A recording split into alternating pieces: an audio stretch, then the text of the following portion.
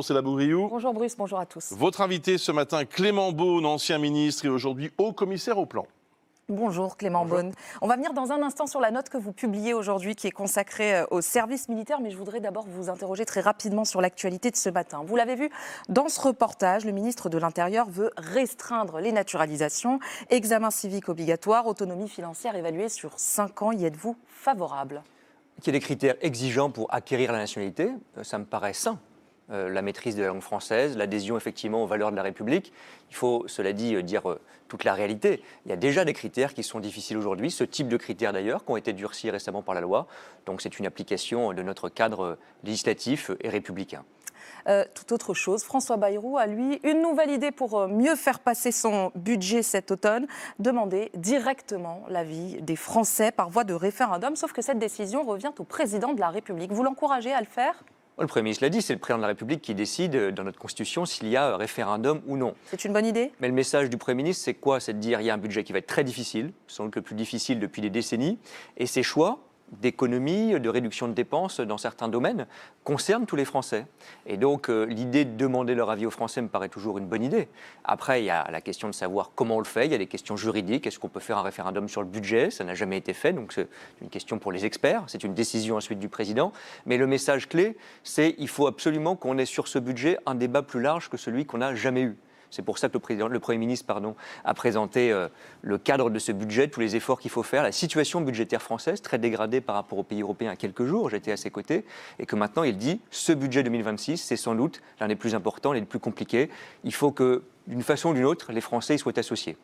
Les usagers de la SNCF entament une semaine compliquée, on l'a vu dans nos journaux. Vous qui êtes ancien ministre des Transports, quand vous entendez le ministre actuel, Philippe Tabarot, déclarer « Les Français, je cite, en ont ras-le-bol de ce qui se passe à la SNCF ». Partagez-vous son avis ? Les Français sont attachés, je crois, au fond, à la SNCF, au service public ferroviaire. Et d'ailleurs, ça a été dit dans votre sujet précédemment, ils prennent de plus en plus le train. Mais ils ont parfois, c'est vrai, l'impression d'un mauvais feuilleton. Que quand il y a un pont, qu'il y a des vacances, je l'ai vécu, je sais que c'est des situations difficiles pour un ministre des Transports, il y a des grèves qui surgissent à ce moment-là. Et parfois, il faut un peu plus de dialogue, et la grève éventuellement à la fin comme dernier recours, mais pas au début du processus. Donc il y a encore quelques jours pour éviter que les ponts soient perturbés, mais je pense aussi à ceux qui, dès ce matin, parce qu'on parle souvent des ponts et du TGV, mais il y a des perturbations en Ile-de-France, il y a des perturbations sur les TER, Absolument. sur les lignes régionales, et ça c'est la galère du quotidien.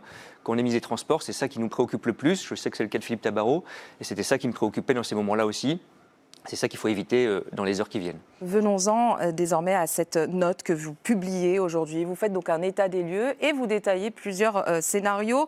Remettre en place le service militaire obligatoire suspendu depuis 1997, ça coûterait aujourd'hui entre 7 et 15 milliards d'euros. Oui. On a bien noté que ça n'était pas votre préférence. Vous mettez en avant la piste d'un service mixte, donc civil et militaire à la fois. Concrètement, en quoi cela consisterait ? D'abord, le rôle du commissariat au plan et de France Stratégie que je dirige, c'est d'éclairer le débat. Et là, on voit bien qu'il y a un débat public qui a lieu partout en Europe d'ailleurs, depuis quelques années, face aux enjeux de sécurité, face aux enjeux de cohésion aussi dans les sociétés qui sont de plus en plus fragmentées, pour savoir s'il ne faut pas retrouver des formes d'engagement.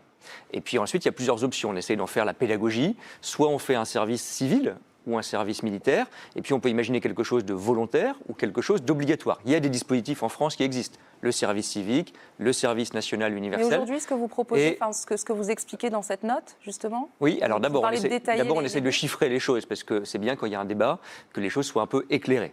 On montre qu'il y a 10 pays européens qui ont gardé un service militaire obligatoire, et on montre que si en France on voulait revenir à un service militaire obligatoire pour tous, d'une durée de 6 mois, on prend cet exemple-là, ça coûterait pour hommes et femmes confondus à peu près 15 milliards d'euros par an. Donc c'est un coût considérable. Ce n'est pas à nous de choisir, nous ne sommes pas des décideurs publics, on est des éclaireurs publics, mais il faut quand même qu'on sache de quoi on parle.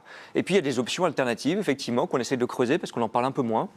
Et personnellement, je pense qu'une option qui serait hybride, à la fois civile et militaire, où par exemple on ferait un choix entre un service civil ou un service militaire de quelques mois, ou un service civique et puis éventuellement un complément militaire, c'est quelque chose de moins coûteux, de moins lourd pour nos armées, parce qu'il ne faut pas aussi déstructurer nos armées, ce serait contre-productif, mais qui pourrait créer un creuset commun, un moment d'engagement commun. À titre personnel, et je crois que c'est aussi la réflexion du président et du gouvernement, je pense qu'avoir un moment d'engagement pour toute une génération, pour tous les jeunes de 18 à 20 ans, ce serait un moment, une façon de retrouver une cohésion nationale très Donc forte. obligatoire. Oui, on peut Si imaginer. c'est toute une génération. Alors effectivement, il y a deux façons de le faire. Soit on considère qu'il faut inciter davantage de jeunes. Aujourd'hui, vous avez presque 100 000 jeunes quand même chaque année qui rentrent dans le service civique, donc c'est pas rien. C'est à peu près un jeune sur 7, un jeune sur 8. Si on veut le généraliser, on peut imaginer d'inciter davantage, payer un peu mieux les jeunes, développer ces missions de service civique. Mais si on veut effectivement que toute une génération ait accès à ces services, à ces engagements, il faut probablement réfléchir à l'obligation. Ça pose quelques questions juridiques. Et justement, sur les questions que ça pose, comment vous feriez pour accueillir autant de monde? Comment les structures pourraient-elles absorber tous ces jeunes? C'est l'une des raisons pour lesquelles le service militaire pour tous, qu'on dit un peu comme ça en l'air, c'est pas Yaka Faucon, ce serait très compliqué pour nos armées d'accueillir. C'est plusieurs milliards d'euros sans doute et des questions d'organisation très lourdes qui pourraient affaiblir paradoxalement nos armées, qui sont une excellente armée de métier aujourd'hui et on ne veut pas perdre cette compétence. Mais si on voulait un service même civique généralisé, c'est un peu plus facile. Parce qu'il faut simplement des lieux pour accueillir des missions. Il faut des associations, il faut des collectivités qui accueillent des jeunes pour travailler sur l'écologie, pour aider nos aînés. Ça existe déjà. Vous avez presque 100 000 jeunes par an. Si on voulait le doper pour que tous les jeunes puissent accéder au service civique, il faudrait une sorte de mobilisation collective de l'État, des collectivités, des entreprises. Je pense que c'est possible. C'est un projet de société. Et ça vous se fait sur imaginez quelques années. Quelle durée Alors, si ça devenait obligatoire, on a pris des hypothèses, parce qu'on a, encore une fois, parlons-en. Alors, on a pris des hypothèses autour de 6 mois. Pour être très précis, le service civique aujourd'hui, en moyenne, ce qu'on constate, c'est 7 mois d'engagement pour un jeune.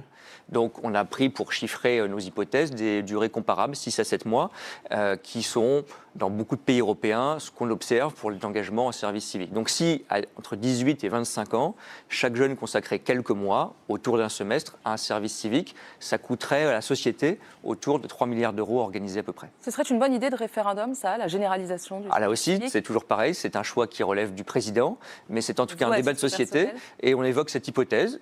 Si on ne parle pas de la dimension militaire, qui n'est pas dans le champ du référendum, la dimension du service civique, c'est en tout cas théoriquement possible d'en faire un référendum, donc un vaste débat parlementaire, voire un référendum. Je pense que ce serait un bon débat de société. Merci beaucoup. Merci Clément Beaune. Merci beaucoup.